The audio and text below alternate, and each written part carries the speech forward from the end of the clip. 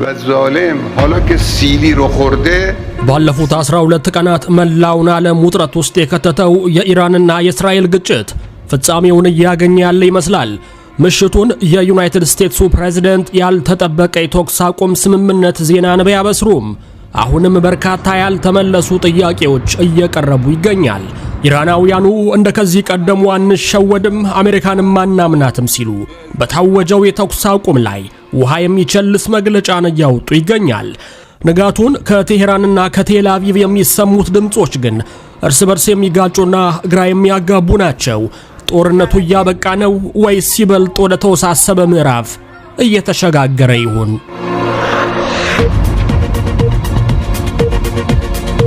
እንደምን አላችሁ ክቡራን ቤተሰቦቻችን፣ ይህ ጂኤምኤን ኢትዮጵያ ነው። እንኳን ደህና መጣችሁ።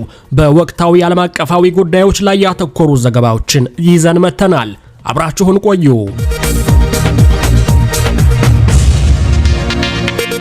በከተማችን ተወዳጅና ነፋሻማ በሆነው መገኛችን 65000 ካሬ ላይ ያርፉ እንዲሁም አዲስ ሳይንስና ቴክኖሎጂን የተከተሉ እጅግ ፈጣን በሆነው በአልሙኒየም ፎርምወርክ እየተገነቡ ያሉ ከስቱዲዮ እስከ ባለ 4 መኝታ ድረስ በ8% ቅድመ ክፍያ ብቻ ማለትም ከ215000 ብር ቅድመ ክፍያ ጀምሮ ከፈለጉም 60/40 ባንክ ብድር አመቻችተን እነሆ ብለናል። ለዲያስፖራዎች በዲኤችኤል ባሉበት እናደርሳለን። ለጥቂት ቀናት ብቻ የሚቆይ 30% ቅናሽም አድርገንሎታል። አፓርትመንቶቻችን የቀረሽ የማይባልላቸው ማለትም 5 ሊፍቶች፣ 5 የመዋኛ ገንዳ፣ በቂ የመኪና ማቆሚያ፣ ቴራስ። ለበለጠ መረጃ ታች ባሉት ስልክ ቁጥር ይደውሉ። ዲኤምሲ ሪል ስቴት። በዛሬው ዝግጅታችን ይህንን እጅግ ውስብስብና በውዝግብ የተሞላ ሁኔታ ከዳር እስከ ዳር እንፈትሻለን። ከተኩስ አቁም ስምምነቱ ዝርዝሮችና ከጀርባው ካለው የኳታር ድርድር ጀምሮ እስከ ተቃራኒ መግለጫዎች በመጨረሻው ሰዓት ሁለቱም ወገኖች የተለዋወጧቸው ስላሉ ጥቃቶች እንዲሁም ሊፈታ ያልቻለውን የኢራን የዩራኒየም ሚስጥር በጥልቀት እንመረምራለን። አብራችሁን ቆዩ። በድጋሚ ጦርነቱ እንዳበቃ ከነጩ ቤት መግለጫ ቢወጣም የእስራኤል ማዕከላዊና ደቡባዊ ክፍል ግን በኢራን ሚሳኤል መደብደባቸውን የእስራኤል ሚዲያዎች ንጋት ላይ ጽፈዋል። የምሽቱ ትልቁ ዜና ከዋሽንግተን የወጣ ያልተጠበቀ መረጃ ነው። የዩናይትድ ስቴትስ ፕሬዝዳንት ዶናልድ ትራምፕ በትሩዝ ሶሻል የማህበራዊ ሚዲያ ገጻቸው ላይ ባስተላለፉት ጽሑፍ ኢራንና እስራኤል ሙሉና አጠቃላይ የተኩስ አቁም ስምምነት ላይ መድረሳቸውን አውጀዋል። ፕሬዝዳንቱ እንዳሉት ከሆነ ስምምነቱ የሚተገበረው ከዛሬ ንጋት ጀምሮ ሲሆን ሁለቱም ሀገራት የመጨረሻ ተልኳቸውን ሲያጠናቅቁ ከዚያ በኋላ ለ12 ሰዓታት እንደሚቆይና በዚያው ጦርነቱ እንዳበቃ ይቆጠራል ብለዋል። ፕሬዝዳንቱ አክለውም ጦርነቱ የ12ቱ ቀን ጦርነት ተብሎ መጠራት እንዳለበት ሐሳብ ሰጥተዋል። ይህ ስምምነት ሊደረስ የቻለው በኳታር አሸማጋይነት መሆኑ ተነግሯል። የኳታሩ ጠቅላይ ሚኒስትር ሼክ መሐመድ ቢን አብዱራህማን አልታኒ ከኢራን ባለስልጣናት ጋር ባደረጉት የስልክ ውይይት ቴሄራን በአሜሪካ የቀረበውን የተኩስ አቁም ሐሳብ እንድትቀበል ማድረጋቸውን በድርድሩ ላይ መረጃ ያላቸው አንድ ባለስልጣን ለሮይተርስ የዜና ወኪል ተናግረዋል። ይህ የስልክ ውይይት የተካሄደው ኢራን ሰኞ ዕለት በኳታር በሚገኘው የአሜሪካ አየር ኃይል ቤዝ ላይ ጥቃት ከሰነዘረች በኋላ ነው። ባለስልጣኑ እንዳሉት ፕሬዝዳንት ትራምፕ የእስራኤልን በሐሳቡ መስማማት ከገለጹ በኋላ የኳታር አሚር ኢራንን እንዲያሳምኑ ከጠየቋቸው በኋላ ይህ የዶሃ ዲፕሎማሲያዊ እንቅስቃሴ ሊጀመር ችሏል። ነገር ግን የፕሬዝዳንት ትራምፕ መግለጫ እንደወጣ ከኢራን በኩል እርስ በርስ የሚጋጩ መግለጫዎች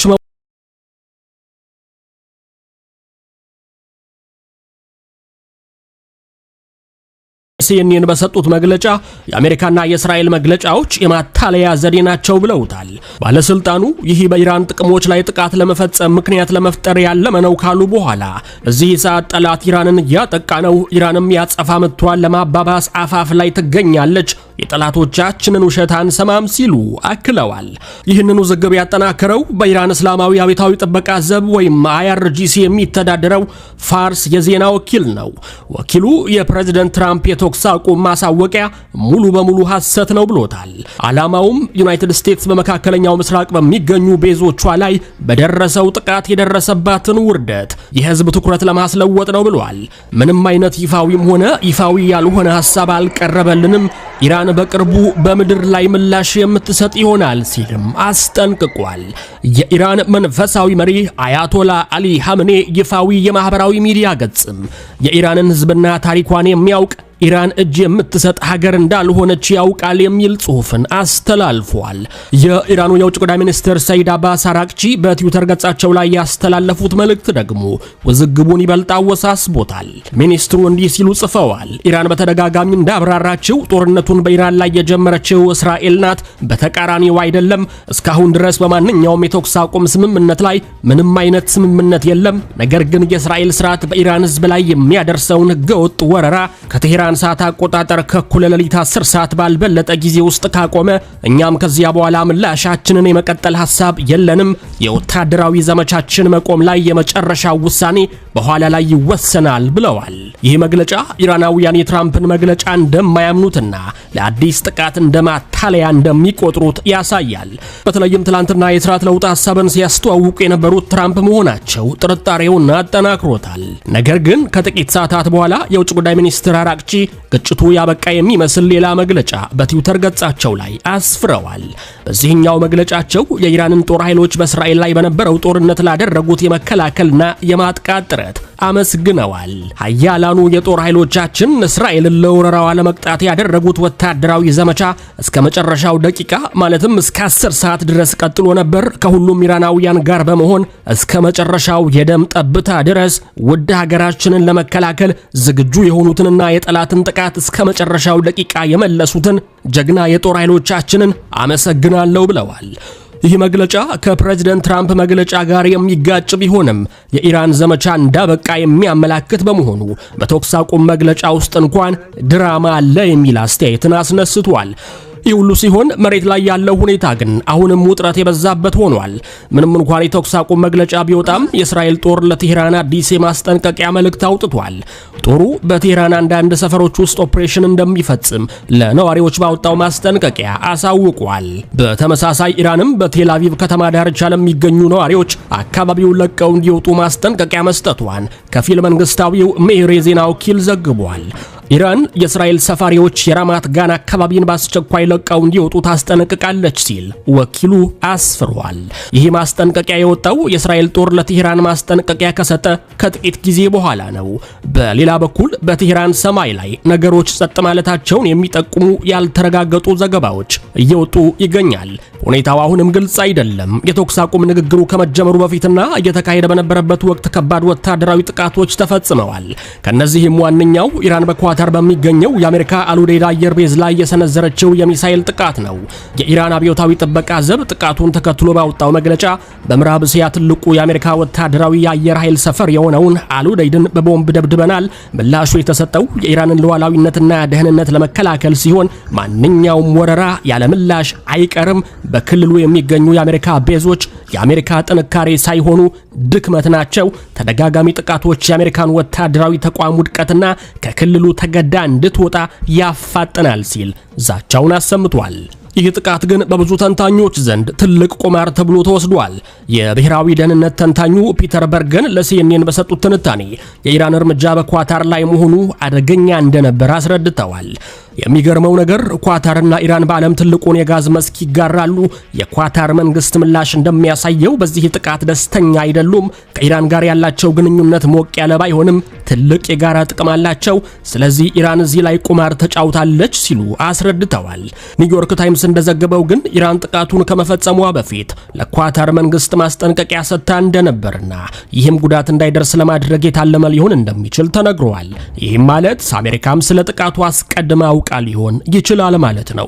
ከሰዓታት በፊት ደግሞ ሌላ አዲስ ጥቃት ኢራቅ በሚገኙ የአሜሪካ የጦር ሰፈሮች ላይ ተፈጽሟል። ይህም የተኩስ አቁም መግለጫው ከወጣ በኋላ ጥቃቶች እንዳልቆሙ ያሳያል። የኢራቅ ምንጮች እንደገለጹት በኢራን የሚደገፉ ሚሊሻዎች በበርካታ የአሜሪካ ቤዞች ላይ ጥቃት ሰንዝረው ጉዳት አድርሰዋል። በምዕራብ ኢራቅ በሚገኘው አልአሳድ አየር ቤዝ ላይ የድሮን ጥቃት የተፈጸመ ሲሆን በምስራቅ ኢራቅ በባግዳድ አቅራቢያ በሚገኙት ካምፕ ታጅና ካምፕ ቪክቶሪ ላይም ተመሳሳይ ጥቃቶች ተፈጽመዋል። ከአንድ ሰዓት በኋላም ከባግዳድ በስተሰሜን በሚገኘው ባላድ አየር ቤዝ ላይ አራተኛው ጥቃት ተፈጽሟል። በተጨማሪም በደቡብ ኢራቅ ዲቃር ግዛት በሚገኘው ኢማም አሊ አየር ቤዝ ላይ የሚገኝ የአየር መከላከያ ራዳር መመታቱም ተዘግቧል። ይህ በእንዲህ እንዳለ የኢራን መገናኛ ብዙሃን እስራኤል ሌላ የኢራን የኒኩሌር ሳይንቲስት መግደሏን ከሰዓታት በፊት ዘግበዋል። የሳይንቲስቱ ማንነት አልታወቀም። ከወታደራዊው ግጭት ባሻገር አንድ ትልቅና ያልተመለሰ ጥያቄ አሁንም ያንዣብባል። የኢራን የበለጸገ ዩራኒየም የት ነው ያለው የሚለው። የአሜሪካ ምክትል ፕሬዝዳንት ጄዲ ቫንስ መንግስታቸው የኢራንን የበለጸገ ዩራኒየም መገኛ ያውቅ እንደሆነ ለቀረበላቸው ጥያቄ ቀጥተኛ ምላሽ ከመስጠት ተቆጥበዋል። ፕሬዝዳንት ትራምፕ የአሜሪካ ጥቃት የኢራንን የኒኩሌር ተቋማት ሙሉ በሙሉ አውድሟል ቢሉም የጦር ኃይሎች ጠቅላይ አዛዥ ጀነራል ዳን ኬን ግን ኢራን አሁንም የኒኩሌር አቅም አላት ወይም የላትም ለማለት ጊዜው በጣም ገና ነው ብለዋል። ጄዲ ቫንስ ከውስን ሰዓታት በፊት ፎክስ ኒውስ ላይ ቀርበው ነበር። Do you know for sure where all the highly enriched uranium is? Well, Brett, I think that's actually not the question before. ዋናው ጥያቄ የዩራኒየሙ መገኛ አይደለም። ዓላማችን ዩራኒየሙን መቅበር ነበር። እናም ዩራኒየሙ እንደተቀበረ አስባለሁ። አክለውም ዓላማችን የማበልጸግ ፕሮግራሙን ማስወገድና ያንን የበለጸገ ዩራኒየም ወደ ኒኩሌር ጦር መሳሪያ የመቀየር አቅማቸውን ማጥፋት ነበር ሲሉ ተናግረዋል። ቫንስ የተኩስ አቁሙ ለእስራኤል ትልቅ ነገር ነው፣ የኢራንን የኒኩሌር ፕሮግራም እንድናወድም አግዘውናል፣ የኢራንን የሚሳኤል አቅምም እስራኤሎች አውድመዋል ብለዋል። የኢራን የሚሳኤል ፕሮግራም በአብዛኛው ወድሟል የሚል ግምገማ አሜሪካ እንዳላት አክለዋል። ነገር ግን ሲኤንኤን እንደዘገበው የመጀመሪያ ግምገማዎች የአሜሪካ ጥቃት አብዛኛውን የኢራንን የበለጸገ ዩራኒየም አውድሟል ወይ በሚለው ላይ ጥያቄ ያስነሳሉ። ኢራን ቀደም ሲል ዩራኒየሙን ከተመቱት የኒኩሌር ተቋማት ወደ ሌላ አስተማማኝ ቦታ እንዳዛወረች አሳውቃ እንደነበር ይታወሳል። አሁን አሜሪካውያን ዩራኒየሙን እንዳወደሙት እርግጠኛ እንኳን አይደሉም። ምናልባትም ከሁሉም በላይ አነጋጋሪ የሆነው የእስራኤሉ ጠቅላይ ሚኒስትር ቤንጃሚን ኔታንያሁ የሰጡት አስተያየት ነው። ኔታንያሁ ስለ ኢራን የበለጸገ ዩራኒየም መገኛ አስገራሚ መረጃ እንዳላቸው ተናግረው ነበር ከአንድ ቀን በፊት። ይህን ጉዳይ በቅርበት ስንከታተል ቆይተናል። ዩራኒየሙ የኒኩሌር ፕሮግራም ወሳኝ አካል ነው። ብቸኛው ወይም በቂ አካል ግን አይደለም፣ ነገር ግን ወሳኝ ነው። እናም በዚህ ላይ ይቅርታ ብታደርጉልኝና ከናንተ ጋር የማልጋራው አስገራሚ መረጃ አለኝ ሲሉ ለጋዜጠኞች ተናግረው ነበር ቤንጃሚን ኔታንያሁ።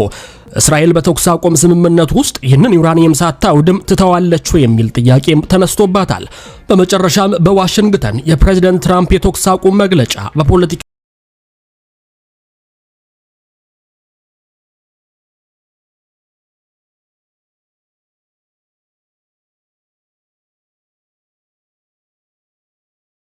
ሲሆን በኢራንና በእስራኤል ጦርነት ውስጥ እርሳቸው አሸናፊ እንደሆኑ እየገለጹላቸው ይገኛል።